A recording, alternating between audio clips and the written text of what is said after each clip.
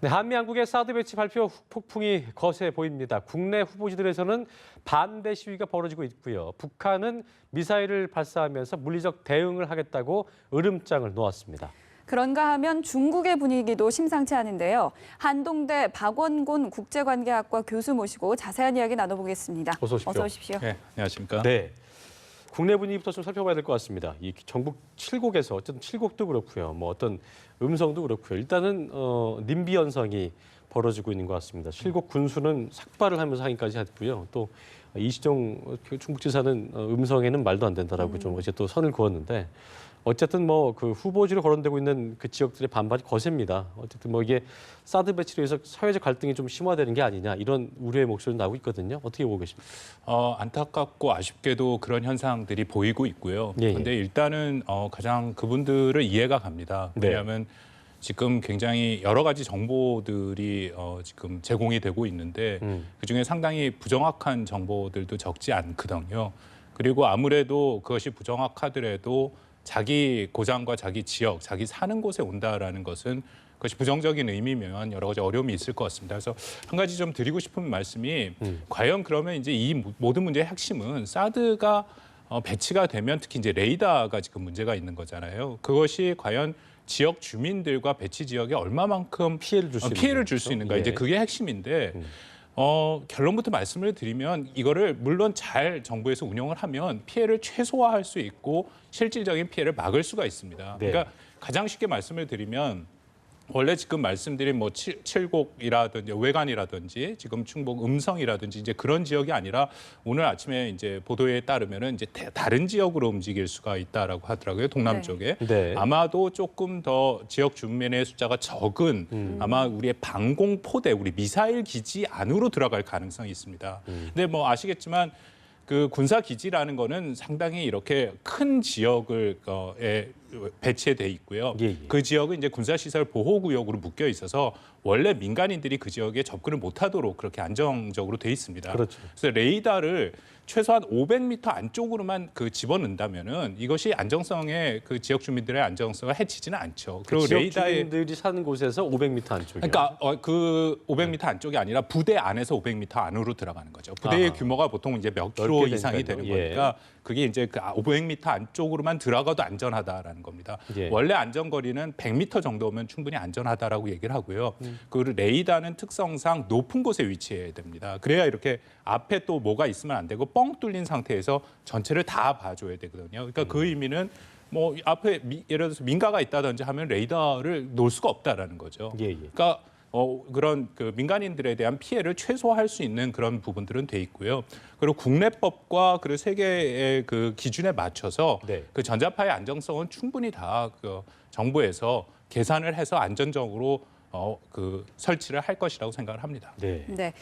그리고 정치권에서도 여러 가지 목소리가 나오고 있습니다. 뭐 안철수 의원 같은 경우에는 국민 투표를 해야 된다. 그리고 또 다른 의원들은 문제가 많은 무기니까 국익에 도움이 안 된다. 뭐 이런 의견들을 내놓고 있는데요. 예.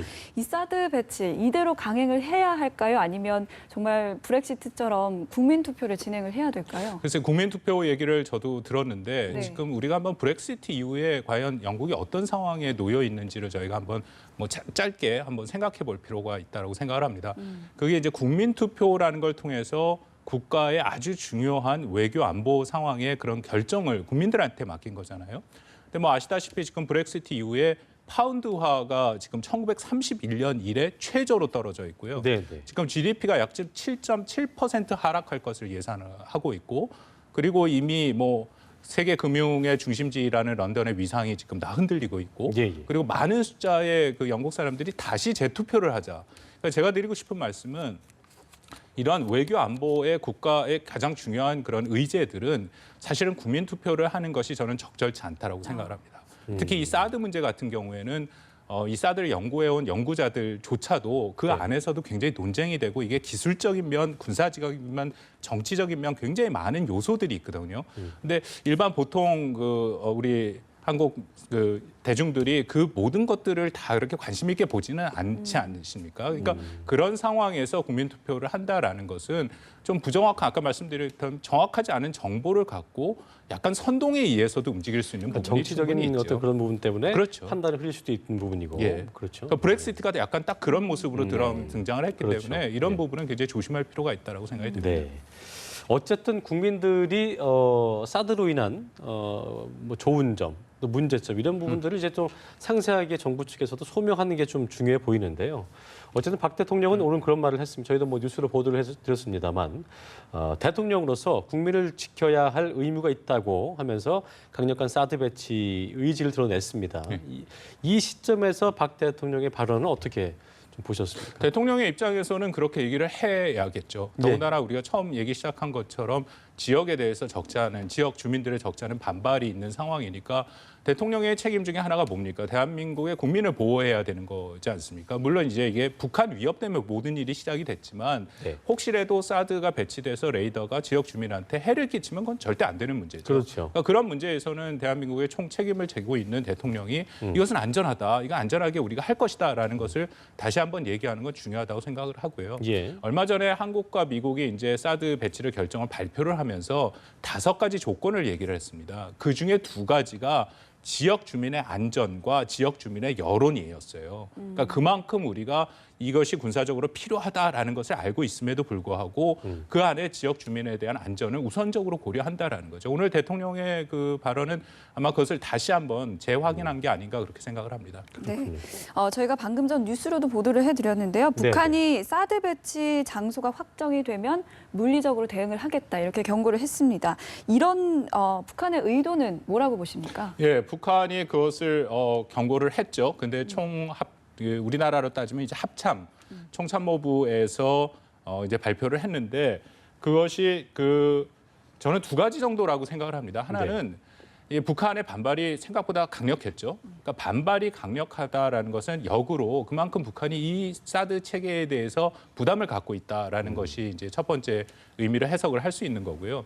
2번째는 북한의 입장에서는 당연히 이런 생각을 하겠죠. 지금 이미 사드 배치가 결정이 되고 난 이후에 중국과 러시아가 굉장히 강력하게 반발을 하고 있지 않습니까? 네. 그러니까 북한이 이게 아주 굉장히 좋은 기회다라고 생각을 할 겁니다. 그래서 북한과 중국과 러시아가 하나의 우리가 말하는 이제 진영 논리라는 거죠. 거기다가 이제 한국과 미국과 일본 그렇게 해서 지금 대북 제재 공조가 이루어지고 있는데 그것을 흔들 수 있는 굉장히 좋은 거거든요. 네. 그러니까 제 생각에 앞으로 북한은 이 사드 문제에 대해서 계속 언급을 하면서 이 이슈화하고 이 불꽃을 살려나가려는 그런 아마 노력을 계속 할 겁니다. 더불어서 한국 내에서도 지금 이게 굉장히 민감한 문제로 여러 가지 지금 갈등의 요소를 보이고 있으니까 북한의 입장에서는 이것이 아주 굉장히 좋은 카드로 활용할 수 있다라고 판단을 하고 있겠죠. 네, 한 전문가는 이렇게 또 판단하더라고요.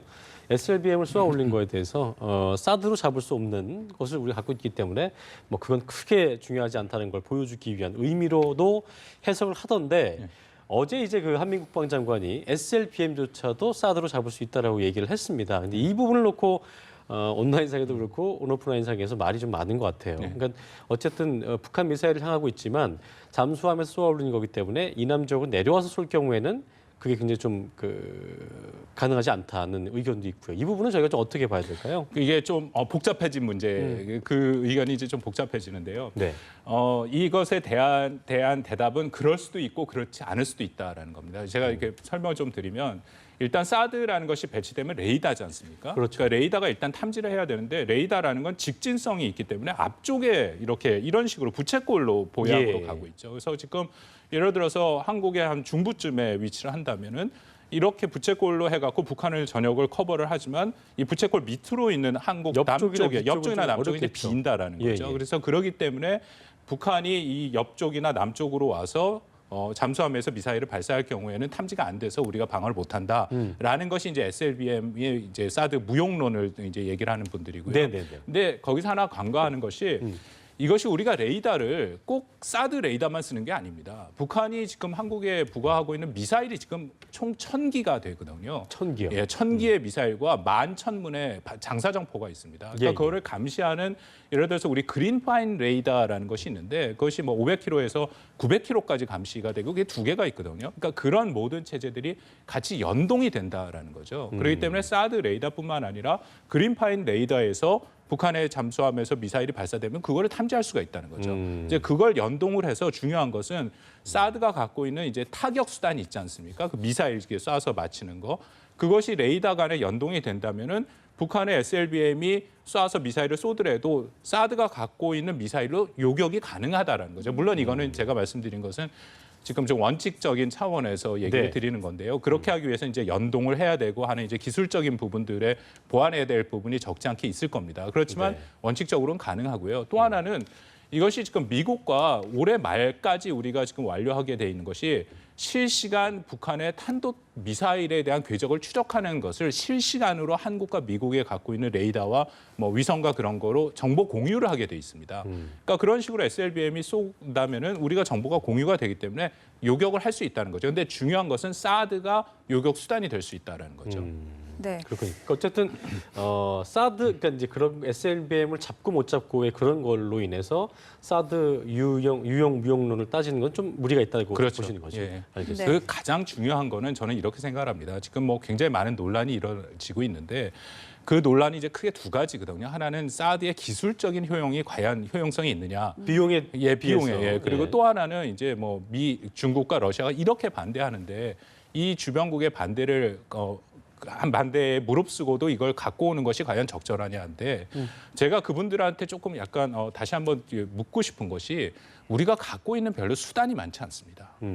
그렇기 때문에 우리한테 그 대안이라는 게 없죠. 그러니까 반대는 쉽지만 그러면 반대를 하면 반대를 극복할 수 있는 뭔가 새로운 대안을 제시해야 되는데 그 대안이 없다라는 게 제가 참 아쉬운 부분이라고 생각을 합니다. 예, 네. 알겠습니다. 그리고 뭐 지난 2000년에는 한중 만일 파동이 있었고요. 네, 또 우리나라뿐만 아니라 일본에 대해서도 보복 조치를 취했었습니다. 뭐 중국의 일본 히토류 수출 중단 이 사건이 그렇죠. 있었는데 일각에서는 중국이 이번에도 경제적으로 보복을 할 가능성이 있다 이런 딴 얘기가 건 나오는데 않겠네요. 또 이런 어떻게 보복이 보십니까? 있지 그 않겠네요. 마늘 파동은 기억들 하시겠지만 그거는 이게 사실 한국이 먼저 좀 시작을 한 부분이 있죠. 그때 네. 선거 16대 총선을 앞두고 여당에서 농가에서 이제 하도 중국산 마늘이 싸게 들어오니까 우리가 세이프 가드로 해갖고 무려 685% 관세를 올린 적이 있습니다. 그렇죠. 그랬더니 이제 중국이 중국 농민들, 중국 정부에서도 중국 농민들을 보호해야 되니까 우리 이제 휴대폰이랑 그거에 대해서 똑같이 관세를 올렸고요. 그러니까 이건 일종의 국가 간의 관세를 통한 무역의 분쟁 형태고요. 오히려 두 번째 말씀하신 히토류 그거는 안보랑 관련된 거죠. 그 다오이다와 센카쿠 일본과 중국 사이에 지금 분쟁이 일어나는 지역에 대해서 일본의 순시선이 중국 어선 선장을 이제 일단 체포를 해갖고 안 풀어주니까 중국이 히토류 수출을 막아서 결국 일본이 손을 들었던 그런 형태거든요. 지금 그런 얘기들이 그래서 뭐 일각에서 들리고 있습니다. 한국에 대해서도 그런 식으로 중국이 뭔가 보복을 하지 않을 것인가. 근데 저는 이거를 또 이렇게 생각할 수가 있어요.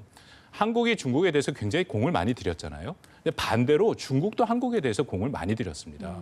왜냐하면 지금 여기에 있는 한미일 안보협력이라는 것이 공고화되는 것은 중국한테는 스스로의 안보 위협이 된다고 생각을 하기 때문에 네. 거기에서 이제 한국을 어떻게든 중국과 좀 더 친하게 지내기 위해서 중국이 노력을 했다라는 거죠. 근데 만약에 이 시점에서 이 사드라는 거를 중국도 저는 어느 정도 이해를 하고 있다라고 생각합니다. 이게 북한 위협 때문에 우리가 어쩔 수 없는 선택을 했다라는 걸 알고는 있는데 만약에 이런 걸 갖고 그런 히토류 정도 수준의 전면적인 한국에 대한 그런 어떤 제재를 한다든지 한다면은 이 한국 내에서도 반중 정서가 굉장히 커지고 수밖에 없다. 오히려 예. 사드에 대해서 오히려 정당성을 더 줄 수 있는 부분도 있거든요. 그러니까 중국 정부도 뭐 많은 고민을 하겠죠. 근데 한 가지 중요한 것은 중국은 아마 당분간 그 상당 기간 아마 이 문제를 계속 제기를 할 것입니다. 네, 그러니까 당분간 계속 제기를 하는 그런 부분에 대해서 어쨌든 뭐 박 대통령 오늘 그 수석비서회의에서 아까도 얘기했지만 제3국을 겨냥한다거나 뭐 안보 이익을 침해하지 않을 것이다 단호히 얘기를 했거든요. 그러니까 이런 부분들을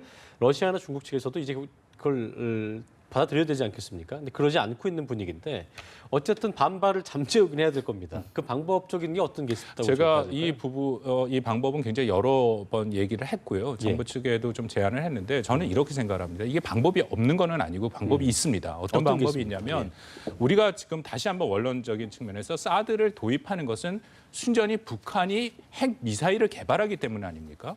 그러니까 그 역으로 다시 말씀을 드리면 북한의 핵 미사일 개발을 포기하고 그러니까 한반도가 비핵화가 되고 우리가 안정성을 한다면 사드를 다시 철수시키면 되는 거죠. 그러니까 전제를 걸어서 이것을 계속하는 것이 아니라 북한의 핵 미사일 위협이 존재하는 한 사드를 배치하겠다. 아하.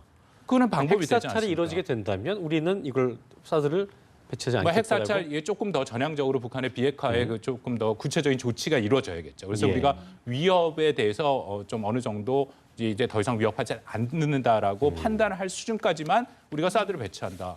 라면 이건 분명히 중국과 러시아를 겨냥하지 않은 것이다라는 걸 네. 우리가 명확하게 보여주는 거 아닙니까? 그래서 저는 우리 정부에서 그런 입장을 보이는 거 저는 미국도 충분히 이것에 동의할 거라고 생각을 합니다. 어쨌든 뭐 러시아와 중국과 좀 접촉을 하면서 그런 외교적인 노력을 보이는 부분이 좀 중요하다고 볼 수 있겠군요. 예. 알겠습니다. 지금까지 한동대 국제관계학회 박원권 교수와 이야기 나눠봤습니다. 고맙습니다. 네, 고맙습니다. 감사합니다.